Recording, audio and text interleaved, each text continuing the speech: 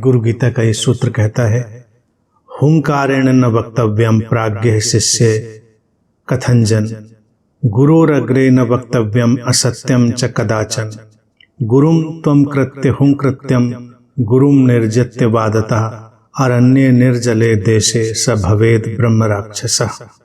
अर्थात इसका ट्रांसलेशन कहता है कि जो शिष्य प्रज्ञावान और विवेकी हैं वे कभी भी अपने गुरु के सामने हुंकार पूर्वक तेज स्वर में बात नहीं करते।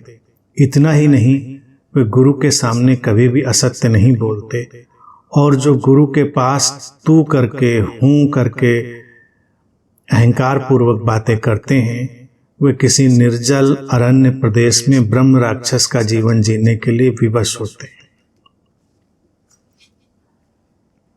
ये जो गुरु गीता का सूत्र है वस्तुतः व्यवहारिक जीवन के लिए दिशा निर्देश रखता है कि व्यवहारिक जीवन में कैसा व्यवहार करे, आचरण करे। जो शिष्य है, एक खोजी शिष्य में बदलता है जब उसकी प्यास बहुत गहरी हो जाती है, तो एक तो उसके आचरण को कैसे रखा जाए उसकी बात है, और ब्रह्म राक्षस जैसे शब्द जब इसमें उपयोग होते हैं तो किसी को ये नहीं समझना चाहिए कि कहीं कोई ब्रह्म राक्षस जैसी चीज होती है।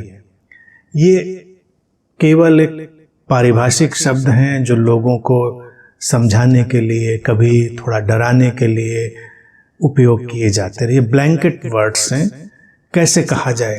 जैसे छोटे बच्चे को कभी कह देते थे, नहीं दूध पी लो, नहीं दूध पियोगे भी बाबा आ जाएगा, झोली बाबा आ जाएगा उठा ले जाएगा। बच्चे को तो पता ही नहीं कौन झोली बाबा, बाबा क्या होता है। अब बच्चा अपनी कल्पना करता है कुछ होगा भयानक सा, जो उसके भयानक की कल्पना होगी।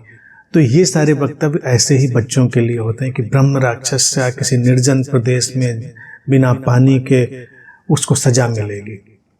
अब इस बात को अगर हम किनारे करें तो मूल बात यह है कि जब एक साधक साधना में चल रहा है तो उसकी पहली जो पूंजी है वो उसकी विनम्रता ही है। अगर वो अपनी विनम्रता खोता है तो उसकी साधना में कभी भी परिणाम नहीं आएंगे, उसमें कभी भी फूल नहीं खिलेंगे। और अगर हमको एक आध्यात्मिक व्यक्ति का आकलन करना है तो हमेशा हमको उसकी विनम्रता के तल को देखना पड़ेगा। जितनी गहराई होती है उतनी विनम्रता आ जाती है। ये उस जल की तरह होती है, उस नदी की तरह होती है कि जितनी नदी गहरी हो जाती है उतनी शांत हो जाती है। जितनी नदी उथली होती है उतनी ज्यादा उछलती है, उसमें ज्यादा आवाज होती है। सूत्र यहां गुरु के लिए ही बात कह रहा है कि गुरु के सामने ऊंची आवाज में बात न करें, तू तड़ाक न करें, अहंकार से बात न करें। अर्थात एक सभ्यता, एक विनम्रता रखें, और एक बुद्ध के सानिध्य में, एक गुरु के सानिध्य में इन बातों का ध्यान हमको बहुत अधिक रखना चाहिए, क्योंकि हम वहां गए ही किस लिए हैं। अगर हमको वहां अपना अहंकार ही दिखाना है तो हमको वहां जाना ही नहीं चाहिए था। मूल बात यह है, बात ही खत्म हो गई। गए हैं वहां पर तो अपने ज्ञान के अहंकार से भी नहीं भरना चाहिए, और गुरु से ही नहीं, गुरु के साथ यानी बुद्ध के साथ जो लोग उपस्थित हैं, जिसको बुद्ध ने अपने समय में संघ कहा, उनके साथ भी वही व्यवहार करना चाहिए। आजकल फैशन में भी चल गया है ना, तू तड़ाक करके बात करना, गालियों के साथ बात करना, ये किसी भी स्थिति में उचित नहीं है। मैं हमेशा कहता रहा हूं कि हमको अपनी भाषा पर भी, अपनी लैंग्वेज पर भी काम करना चाहिए। हमारी भाषा भी हमें बनाती है। अगर हम गंदी भाषा का उपयोग करते हैं तो हमारा मन भी बहुत दिनों तक निर्मल नहीं रह पाएगा, कहीं ना कहीं वो उससे प्रभावित होगा।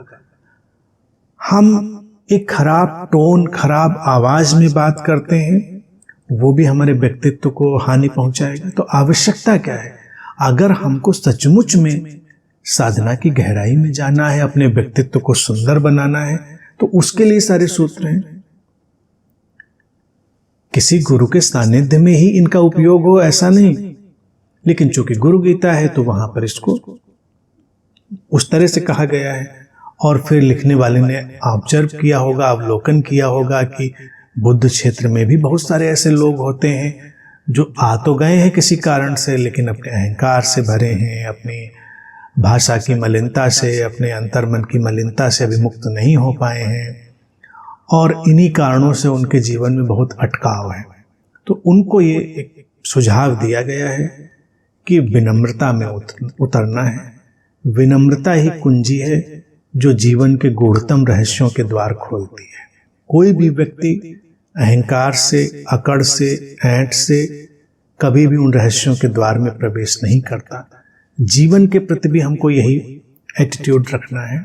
हम जीवन को ही अगर देखें, जब हम सफल होने लगते हैं, हमारे पास संसाधन आने लगते हैं, तो हम ऐसे चलते हैं जैसे हम धरती को रौंदते हुए चल रहे हों।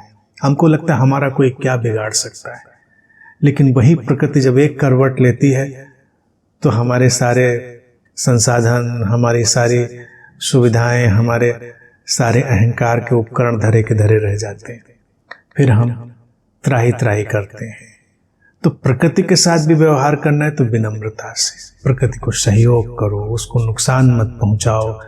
इतना ही प्रकृति का उपयोग करो जितना आवश्यक है, और जितना लो उतना दो भी।